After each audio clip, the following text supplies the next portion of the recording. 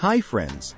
Today I am going to review the book, Breakthrough Creativity, Achieving Top Performance Using the 8 Creative Talents, by Lynne C. Levesque.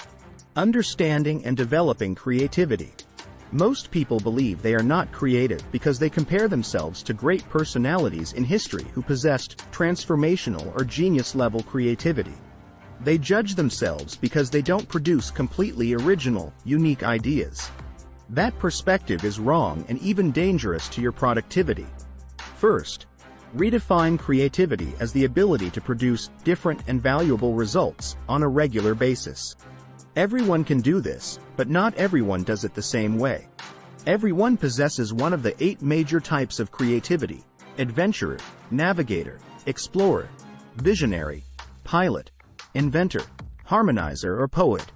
Too many people, however, either don't see themselves as creative, don't know how to be effectively creative, or don't know what to do to keep their creative edge.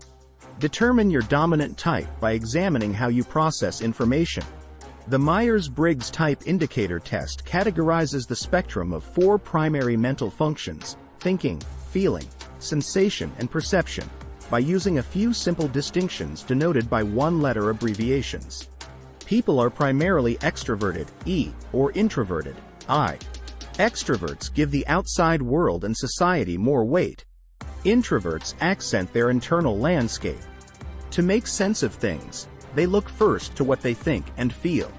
You can emphasize thinking, using logic and reason to make decisions, or feeling, putting more weight on values and social context, abbreviated as T and F. You can emphasize sensation, data collected through the senses, or intuition, gut feeling, abbreviated as S and I. And you can emphasize judging, J, or perceiving, P. People operate in each of these 4 areas, but tend to prefer one approach on each spectrum. Scores are expressed, for example, as ETSJ, which would mean extroverted, thinking, sensitive, and judging. The reason for this confusion may be the notion that there is only one way to be creative. Once you identify where you fall on the spectrum of these characteristics, through the Myers-Briggs or through self-examination, determine your dominant type of creative ability. Identify your primary and auxiliary talents, as explained below, to make sure that your plans are balanced and complete. If you are aware of your main and auxiliary creative talents, you can more readily call on those gifts and tap into your unconscious creative powers. No matter what type of creativity dominates your approach, it will function best if you are aware of its specific nature. For instance, you can adapt general time management techniques to meet the needs of your particular creative talents. When you are creative, you feel good about yourself. It's energizing. To become more creative, establish a personal plan for creative development. First, identify the steps you take during your creative process. Decide which conceptual tools work best with that process. Examine your answers regularly so you come to trust your gifts and practice using your talents. This exercise in creativity may increase your empathy for your coworkers, since you may discover new points of connection. Leading a creative team.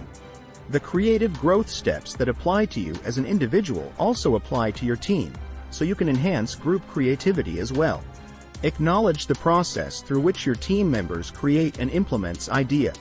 Praise those involved, and review their final decisions or plans carefully. Seek clarity about what they have produced and what they are doing next. Everyone is not alike in his or her creativity because there is no one best way to be creative.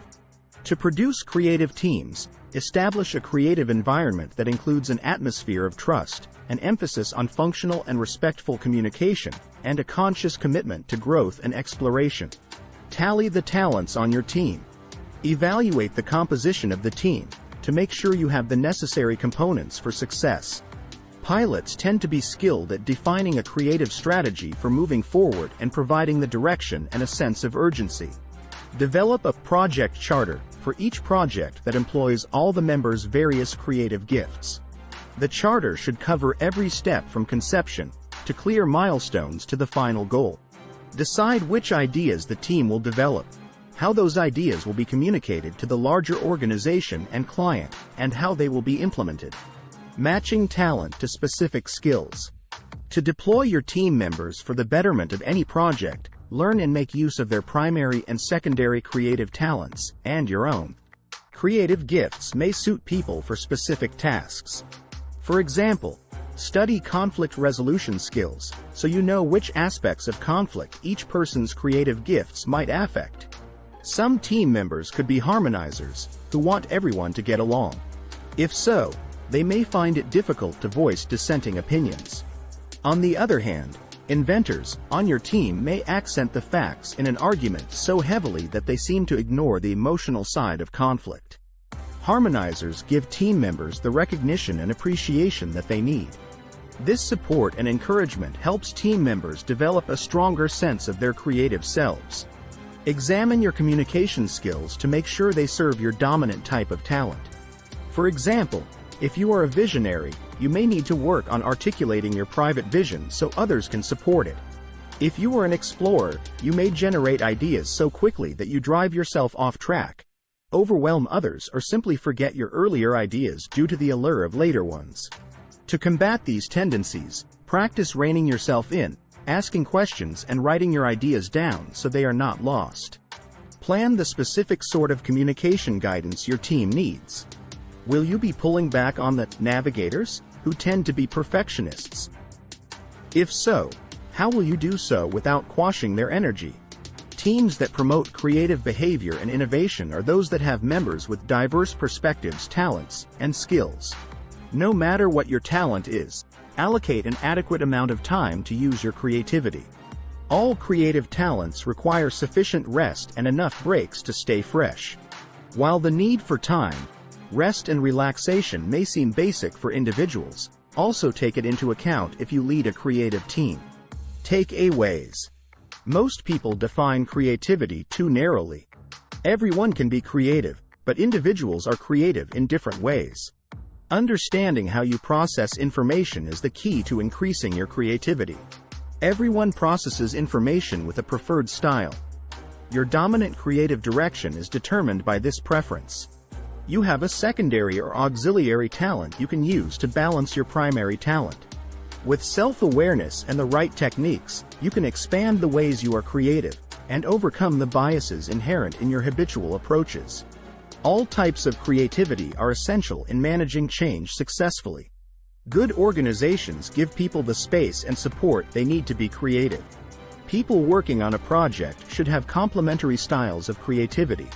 As a leader, understand your team members' individual creative strengths and assign people to roles in the process that make the most of their creativity.